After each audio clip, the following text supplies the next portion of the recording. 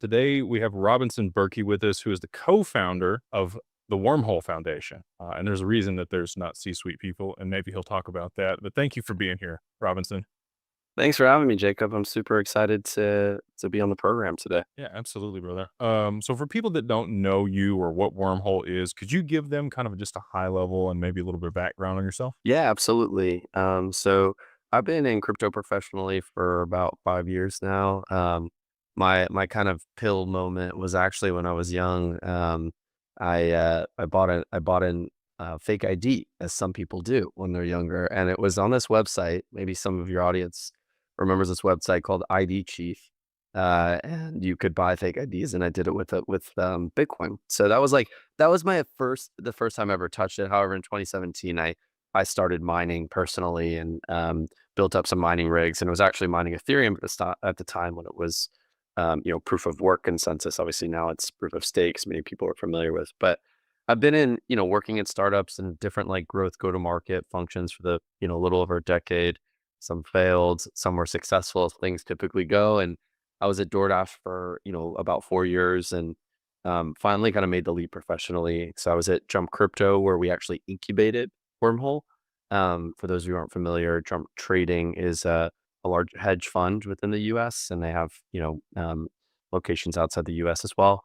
But we started building crypto products there, and Wormhole was incubated there as a way to actually at the time solve a problem of connecting Solana and Ethereum. And then since then, obviously, we connect many networks, do tons and tons of asset transfers. So there's been a lot that's happened in the past 4 years to kind of get us there. But at our core, we're an interoperability protocol, just connecting all the blockchains and letting assets flow seamlessly between them. I love that. Yeah. So I mean, it sounds great conceptually, right? And people understand that you need interoperability between these things because let's say you mint an NFT over there on Ethereum. It's a board ape. But you want to use it in some type of DeFi protocol over there on Solana, right? So this is kind of the Mhm. basic use case that you guys originally solved was interoperability between those two blockchains and how do they talk to each other and how could you use collateral or something that exists on one chain in an environment somewhere else that might be better suited versus what's available on the other. Is that kind of the gist of it? Absolutely. Fun anecdote. I think back in 2022, we actually had a ton of board apes and crypto punks being sent to different networks.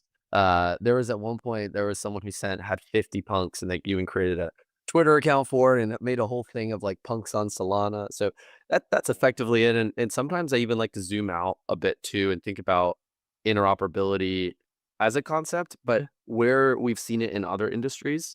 So we didn't invent this kind of long word here in crypto, right? So like in interoperability, other places we see it is the banking system actually, right? So like you have all these banks, they're connected by Swift. Swift is like an accounting system, helps you wire money. In the US, we have, all these different healthcare systems, your data is in these silos and you need a way to kind of get data between the healthcare networks.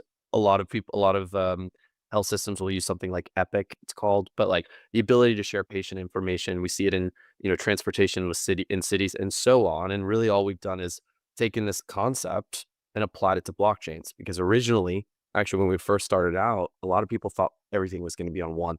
It was the contrary thought at the time, actually, to do something where there's going to be multiple blockchains. And now, of course, we live in a multi-chain world, and a lot of people know that. And so we've kind of found good product market fit because of it. No, I think you guys are super well positioned. So on that, like you guys are obviously a leader in this space, but there are other people trying to solve this in maybe similar or dissimilar ways. You've got Chainlink with CCIP or cross chain interoperability protocol, and you've got Axelar also connecting many blockchains, utilizing their infrastructure. So what sets you guys apart from some of the other competitors in the space? And do you guys have a specific niche of like we do this better than them, and this is kind of our go-to-market strategy? Absolutely. So I'll take this question in a few parts. Number one, I think it's important to understand the opportunity size. So it's like understand that and why there's, fierce competition. And then I'll get into, some of the just cold hard facts on why we're best. I'm not going to beat around the bush. It's pretty clear if you look on chain. Number one, if you think about the opportunity size here, so I like to compare us to Swift, first of all, because the main benefit of interoperability and kind of the main product market fit for a blockchain in general is an alternate financial system. So what does that mean? Like for us in particular, we're going to move money. We move a lot of money between a lot of different blockchains. It's tens of hundreds of millions on a regular basis, 24-hour weekly basis. So if you have all of these blockchains, and we're going to have more maybe, or there's more adoption, it benefits everyone to have a consolidation actually of the way in which this money moves. If you think about it, Swift is like one entity, and I think they're connected to tens of thousands of banks internationally. And that's because it's less, adoption for these blockchains, less token or financial standards they have to adhere to. If builders want to build things with our interop technology, it's less standards, overhead, et cetera. So it benefits everyone to have fewer. And if you have all these blockchains and just a few of the rails, that means you have a lot of pricing power and network effects. So there's been a kind of a strong consolidation to just a few players. And, you've named some, Jacob, around, the chain links, the Axlars of the world, us. I think now maybe where we kind of do really well is a few areas. Number one is just straight up the metrics. We have the most messages or data packets ever sent, which is a good proxy for activity. We've done the most volume between chains, so in the 60s of billions. And then where I think we're really, really unique is our institutional adoption. So I think with crypto, one thing you have to be is discernful, right? So you have to be able to see, okay, there's a lot of marketing, what actually is happening on chain. I think where Wormhole does a really good job is we work with Biddle exclusively. Biddle uses Wormhole to settle between chains. Biddle is BlackRock's flagship money market fund. This is the same for Apollo, their private credit fund, VanEck, their money market fund, Mercado Bitcoin's tokenized assets. We just announced Hamilton Lane. That's a $935 billion asset manager. They are all issuing assets on chain, and Wormhole is effectively how they're able to move between the chains. And so we kind of, because we're leading on the metric side and, without getting too technical, leading on the security front, institutions care about security. We've seen those tailwinds go into our institutional business. And yes, there's, oftentimes announcements and things like that may be made from competitors, and, not knocking anyone in particular, but for us, like we look for, activity on chain, and we're moving these institutional assets today. So I think that's really one of the core differentiators besides just winning out on all the metrics. So you guys are focused more on RWAs, tokenization of real world assets, financial products, um, things that have high value that you know institutional players would like to exchange between one another. You're not necessarily going after like the mom and pop uh, peer to peer payment rails. This is more of a high value, very secure infrastructure that allows enterprise adoption at scale for institutions to participate in RWAs. I would say that's where our focus and our strong product market fit is, but we definitely do focus on stablecoins. We have a stablecoin function within our business. We work with some of the bigger players, stablecoins out there right now. And so, for instance, think about, I'll give an example to the audience. If I'm Polymarket's on Polygon, right? So if you want to place a bet or a prediction on Polymarket, you're going to pay in USDC on Polygon. However, wouldn't it be great if I could just go to Polygon? I could have whatever USDC from any chain, name a chain, BNB. But let's say Polymarket is on Polygon, so they want to accept USDC only on Polygon, but I have USDC on BNB. What happens is you can still place that prediction, and Wormhole routes it back so that they can accept only Polygon USDC, but anyone can come and pay or place a prediction in a stable coin of whatever they have. It can also be a different one. It doesn't just have to be a different chain. It could be USDT. So for us, we have the stablecoin business. We have the RWA business that we're just strongly successful in.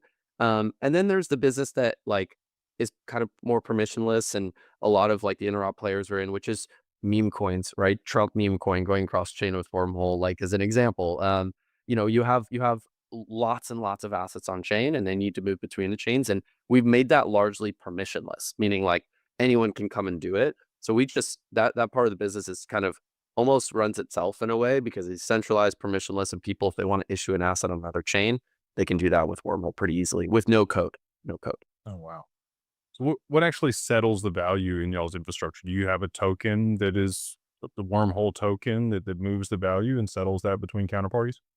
Absolutely. So the Wormhole token, I guess the way the security works is Wormhole is a proof of authority network is what we call it. But essentially there's 19 validators that are fully doxed, meaning like we know who they are. They are. One of them is Google Cloud, for instance. And they verify every message that comes through Wormhole. So every data packet. And you can think about a piece of data essentially means an asset transfer because that's what 90%, 95% of the business is. And these validators, of course, are incentivized by, similar to like a proof of stake network, incentivized by W, which is our native token. We also have voting with the native token. We're about to launch, being able to pay with the native token, obviously via the front ends. So there's a number of different ways in which the token itself kind of plays within the network. But obviously it's core to the security of the infrastructure. Okay. So, but it moves the value also between counterparties within your ecosystem, or is it used more for governance and authority? More for governance and authority and payments. It doesn't move the value necessarily. So the value is like the way in which the value would actually move is we have these smart contracts. Let's just say there's USDC on Solana, And burn it. here and then, or Yeah, burn burn or it. lock. Exactly. Exactly. Yep, exactly. So the W token, it plays a role in the security part of that process, but it doesn't necessarily move the value. Okay. Yeah. So for people to, that aren't familiar, if you wanted to move from one chain to another, just like we talked about there, you probably have to, burn an asset here. You can't rehypothecate or like have it exist in two places unless it's locked and can't be moved, right? Yep. Because then, you could, run off with it or do something else that wouldn't be great for the transaction or the counterparty that is reflecting that value somewhere else. So, Exactly. Like a good way to think about it, to your point, is like it's like an accounting system, and it's got to make sure you can't just print money out of nowhere. So it's an accounting system that makes sure, like, hey, this thing is locked over here. Okay, I'm going to let you mint the equivalent version over here on this chain, or burned. I'm going to let you mint the equivalent on this chain. So it's really important that the trust and the decentralization is in place there because it's an accounting system for, everything on chain at this point.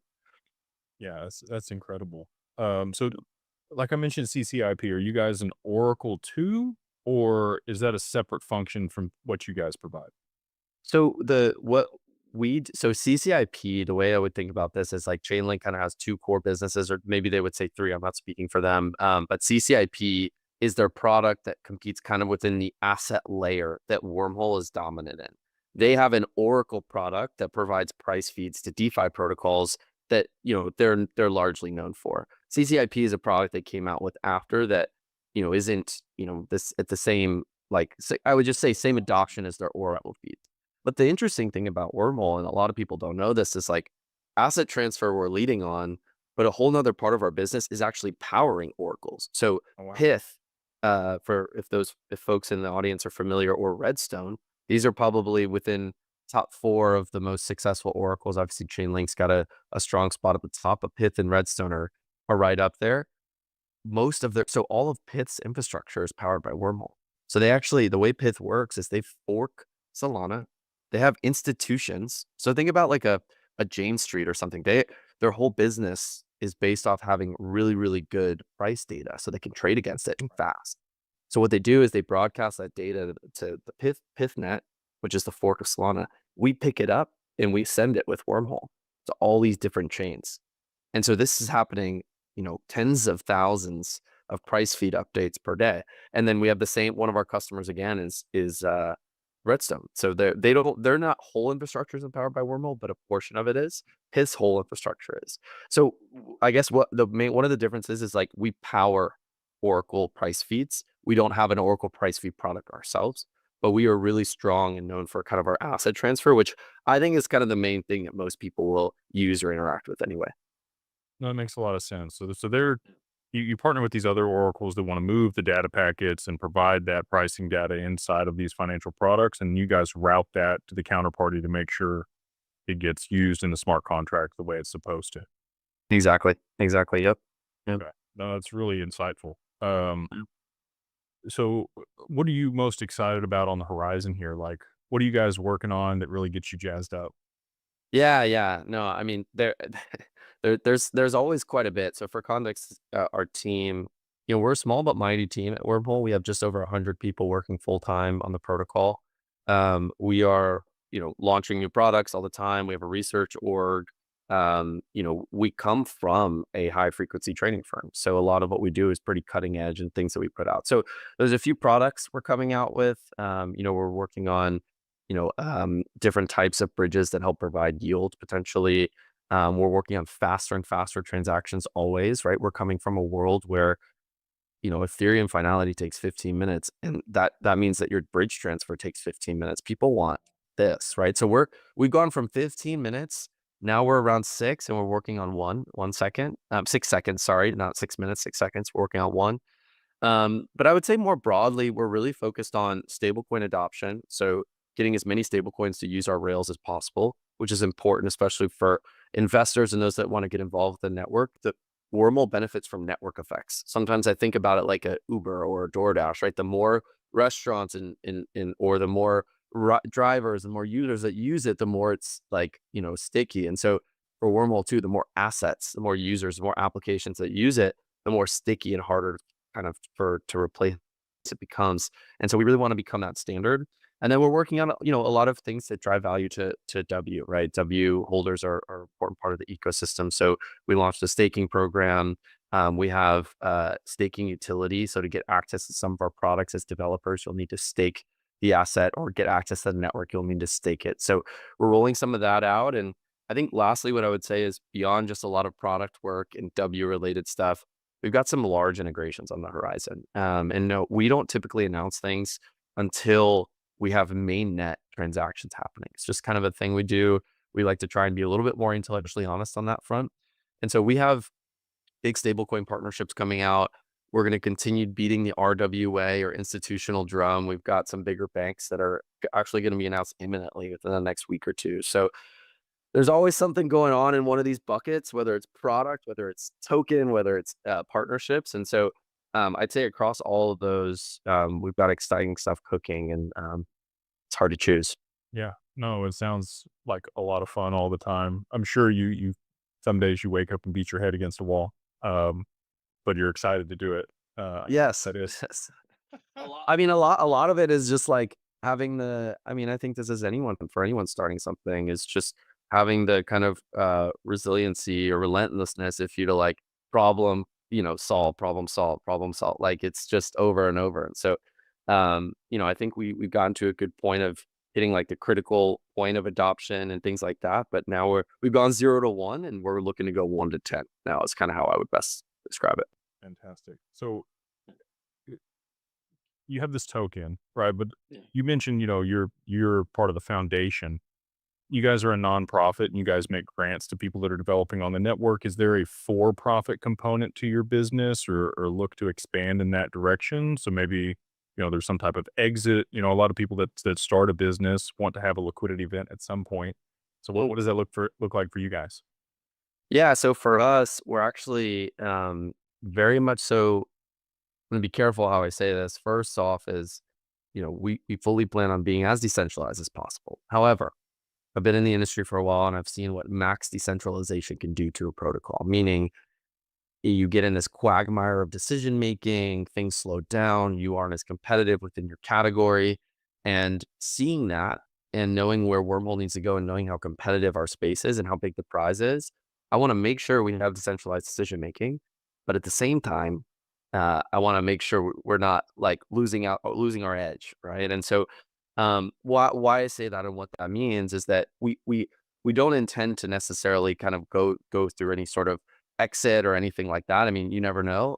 Especially right now, I would say we're kind of in an M&A period, and we're definitely taking a look and getting serious about certain things in that regard. But for us right now, what we're doing is we're turning on revenue. Right, we're turning on revenue in a meaningful way, and we're trying to bring that back to token holders in the most productive way possible. That's our kind of immediate, I would say, like, it's not in the realm of for profit, but it's making money. What do we do with that money type situation? And, the more network, Holders. Yeah, exactly, exactly. And I think one thing a lot of protocols are looking for, right, is we've had an abundance of regulatory clarity, so I'm grateful, including the White House report yesterday. That was great to see. Obviously, the Genius Act, we're gonna have a ton more stable coins. But one of the things that's still unclear is, and the market structure bill, I think will hopefully help with this, but how do we pass the revenues from a successful protocol back to token holders, right? Once we get clarity there, you'll start to see protocols kind of separate those that are successful from those that aren't, because I'm not going to want to hold a token that, isn't going to, potentially pass some of that revenue or some of that success back to me. So we don't think as much about our for-profit exit strategy as much as how do we generate as much fees as possible from being a valuable product and then reward those people Just that are involved in the ecosystem. love that. Yeah, it's a Yeah. completely different paradigm than like, stocks where you're getting a, distribution or a dividend, on a quarterly basis. These rewards could be streamed real time, but it's for your participation within an ecosystem that benefits the whole versus, you know, shareholders versus employees versus customers, where sometimes those incentives between the three or what's best for each isn't always aligned. Whereas in this ecosystem, you want all of those things to be within alignment and everybody's benefiting everybody else, but also being compensated for their efforts. So, Absolutely. Absolutely. I think you said it really well. um, so this has been awesome. Anything that you think you'd like to share with people, or that you can? You said you got some exciting stuff coming up. And if people want to participate or work with you guys in some capacity, they feel like there's some synergy here between what they're building and what you are. Is there a way to reach out or kindle that relationship? Absolutely. I mean, the first thing I'll say to kind of keep an eye out for is, 2021, 2022, one of the things I heard all the time, or maybe even back early before that, is the institutions are coming, the institutions are coming. Largely didn't. If I were to defend the industry, what I would say is, okay, we had some black swan events and it kind of says that, right? So that's understandable. Now, from my vantage point and where I sit, the institutions are here, right? Like I can show you on-chain transactions. TVL for RWAs is up and to the right. I think it's sitting at like 30 billion on chain now, which is still just a drop in the bucket compared to what we could really see. And now that next frontier is seeing those RWAs in DeFi. We're starting to see that now as of a couple months ago. Morpho on Polygon has a few markets. Drift on Solana has a few markets. Athena on Ethereum has a few markets for Biddle and these various RWAs. And Wormhole's kind of shuttling them around. And one area I think that could be interesting for a lot of listeners is, number one, kind of getting excited that the institutions are in fact here. But number two, starting to see like where those flows are going. So, maybe I think a good place to look, wormholescan.io, you can kind of see flows between blockchains. So that's always a fun tool to use. But in terms of if you want to get involved or want to, any more questions or anything like that, obviously wormhole.com, anything wormhole, we pretty much have the domain name. So use across all socials. And then myself, just Robinson on Twitter or X, excuse me. So happy to chat, happy to, answer any questions and get feedback. Yeah. What what was the catalyst for you guys to choose Wormhole versus something else as the name? It's funny. We've been every I think company should second guess things that they hold like extreme that have just always been. For instance, like the name's always been Wormhole. We can never change. Well, no, sorry, there was actually an original name, but like it's always largely always been Wormhole. We can never change it, but we have started to see the institutional adoption, like with all of these bigger like BlackRock, et cetera. And we're like, is Wormhole like the name we should have, right? Like Is it it, intentional enough for? yeah, yeah, yeah. My counter actually, just give a sneak peek in the conversation was like, what about Google, right? What is Google?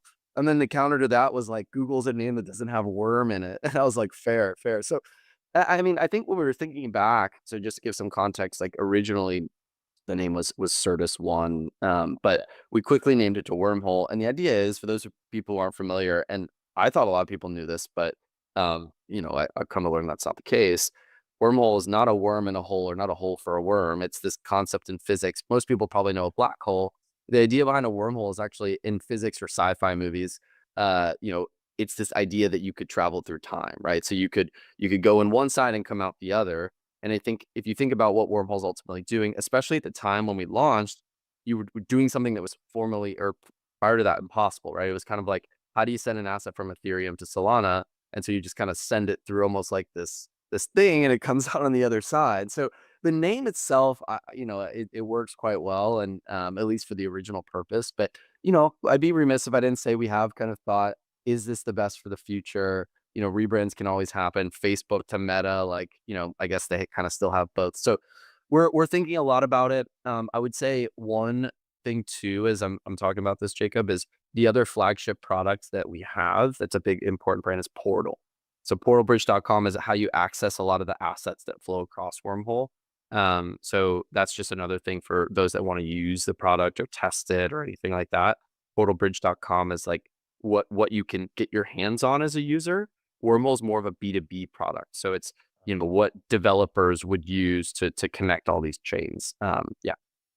No, I think it's a very appropriate name. Uh, Okay, that's good. I understand what a wormhole is in my mind. It allows you to transport from one space and time to another, Yeah. problems basically, right? Through space and time. So, I think it's very, uh, you're on point with it, and it's good branding. But Yeah. Portal sounds pretty good too. Yeah, Portal Bridge is great, and we'll probably hope to get, Portal across everything too. And funny story is if you think about Wormhole, and if I ask you this question and you kind of had to go and figure this out, what would the ticker be, right, for your token? And we had to think about that. This was a long big Gotta be debate, worm. right? Exactly. So a lot of people were like, it's got to be Worm. A lot of people were like, it's got to be Hole. Either one of Even on those W yeah. token's great. You did good. Yeah. So finally, but at the time, single token tickers were just like wild for crypto. It's like, we can't do this. If you go to stock market, all the single token tickers are taken. It's like a big deal, kind of. I think, I don't know. Everyone. I think Wayfair is the stock market for W. But so we're like, we'll kind of start this kind of single ticker meta, and we've seen a few others. I think there's probably like 6 or 7 at this point, but W just made sense given the word, and so we're sticking with it. I love it, dude. Well, thank you again for taking the time out of your schedule and sharing this with our audience. I think a lot of people are going to get some insights here that they definitely didn't know beforehand. And I think you'll probably have some people reach out. So any final parting thoughts?